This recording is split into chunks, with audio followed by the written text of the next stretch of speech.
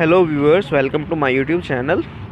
In this video I will make the audiobook with text of the chapter 8 Beehive. Chapter 8 Reach for the Top. Let's begin. Part 1 Santosh Yadav.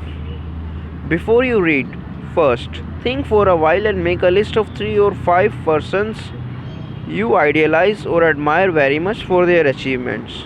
Your idols may be from any sphere of life: sports, medicine, media, or art and culture. Second, your teacher will then discuss your choices with you to find out who the top 5 ideals of your class are. First, the only woman in the world who has scaled Mount Everest twice was born in a society where birth of a son was regarded as a blessing and a daughter, though not considered a curse, was not generally welcome. When her mother was expecting Santosh, a traveling holy man giving her his blessing assumed that she wanted a son. But to everyone's surprise, the unborn child's grandmother, who was standing close by, told him that they did not want a son. The holy man was also surprised. Nevertheless, he gave the requested blessing, and as dignity would have it, the blessing seemed to work.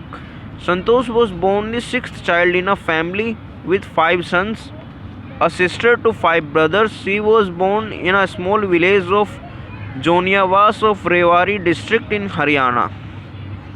Second, the girl was given the name Santosh, which means contentment, but Santosh was always content with her place in a traditional way of life. She began living on her own terms from the start. Where other girls wore traditional Indian dresses, Santosh preferred swords. Looking back, she says now, "From the very beginning, I was quite determined that if I chose a correct and a rational path, the others around me had to change, not me." Third, Santosh's parents were affluent landowners who could afford to send their children to the best schools, even to country's capital New Delhi, which was quite close by. But in line with the prevailing custom in the family, Santosh had to make do with the local village school, so she decided to fight the system in her own quiet way when the right moment arrived. At the right moment came when she turned 16. At 16, most of the girls in her village used to get married. Santosh was also under pressure from her parents to do the same. Fourth, a marriage as early as that was the last thing on her mind. She threatened her parents that she would never marry if she did not get a proper education. She left home and got herself enrolled in a school in Delhi. When her parents refused to pay for her education, she politely informed them of her plans to earn money by working part-time to pay her school fees. Her parents then agreed to pay for her education. Fifth, wishing always to study a bit more and with her father slowly getting used to her urge for more education, Santosh passed the high school examination and went to Jaipur.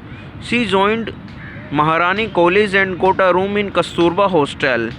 Santosh remembers, Kasturba Hotel faced the Aravali Hills. I used to watch the villagers from my room going up the hill and suddenly vanishing after a while. One day I decided to check it out myself. I found nobody except a few mountaineers. I asked if I could join them.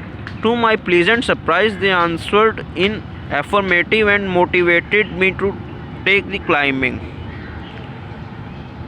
Sixth, then there were no looking back for this determined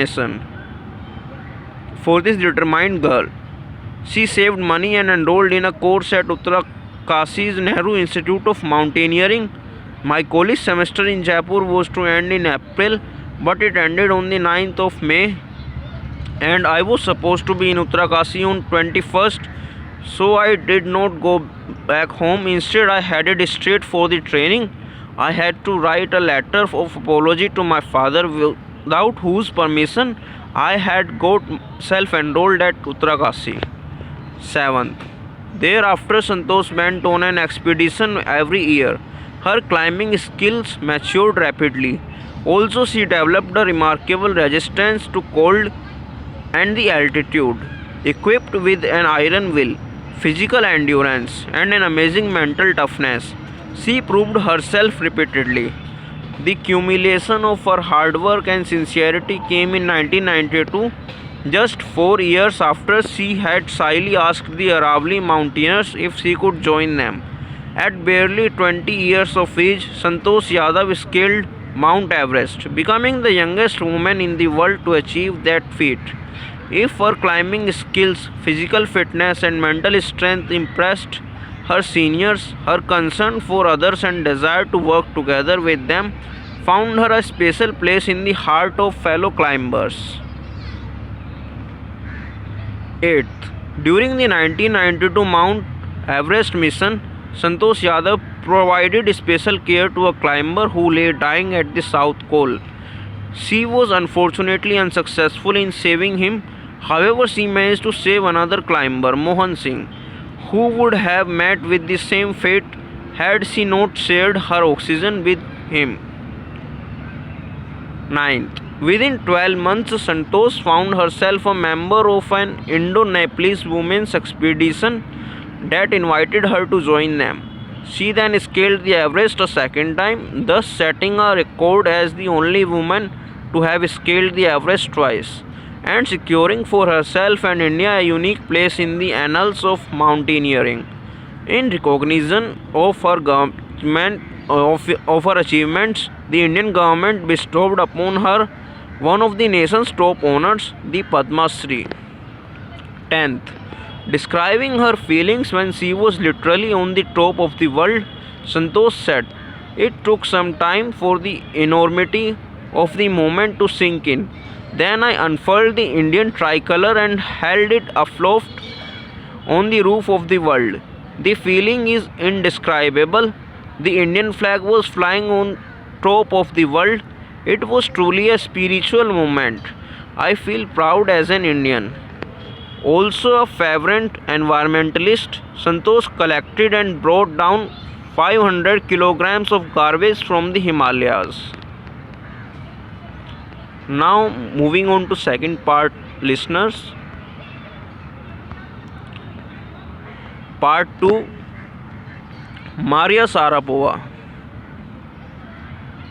Before you read, a Russian girl, Maria Sharapova, reached the summit of women's tennis when she was barely 18. As you read about her, see if you can draw a comparison between her and Santosh Yadav. First, there is something disarming about Maria Sharapova, something at odds with her ready smile and glamorous attire, and that something in her lifted her on Monday, 22nd August 2005 to the world number 1 position in women's tennis. All this happened in almost no time.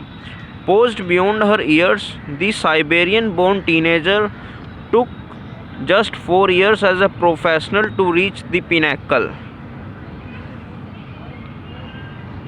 Second, however, the rapid ascent in a fiercely competitive world began 9 years before with a level of sacrifice few children would be prepared to endure. Little Maria had not yet celebrated her 10th birthday when she was packed off to train in the United States.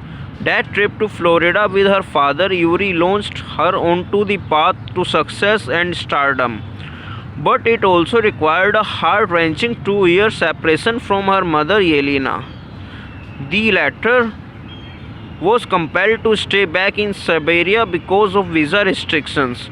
The 9-year-old girl had already learned an important lesson in life, that tennis excellence would only come at a price. Third, I used to be so lonely, Maria Sharapova recalls.